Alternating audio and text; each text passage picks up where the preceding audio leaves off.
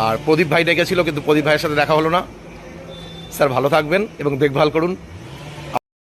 সামনে এগোচ্ছি। হ্যাঁ, না না না, আমার জীবনের ঝুঁকি নেব না। হাই ফ্রেন্ড, দেখো, এই সেই বিপজ্জনক গাছ ছিল, যে কোনো মুহূর্তে মানুষের গায়ের উপর পড়তো এবং প্রচুর প্রাণহানি হওয়ার চান্স ছিল। সেটা কিন্তু কেটে ফেলা হচ্ছে। কিভাবে গাছগুলো কাটা হচ্ছে দেখো।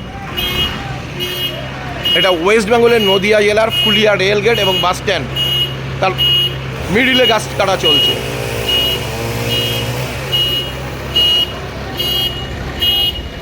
এগারো 12টা গাছ কাটা হবে এখন অবধি, যা স্যার বললো।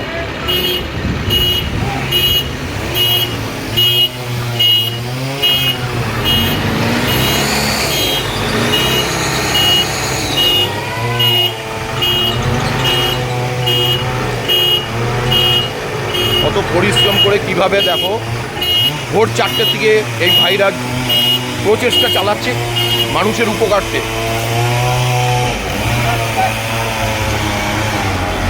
কত ঝুঁকিপূর্ণ কাজ, যে কোনো মুহূর্তে বিপদ হতে পারে, তারই ঝুঁকি নিয়ে এখানে এই কাজগুলো চলছে।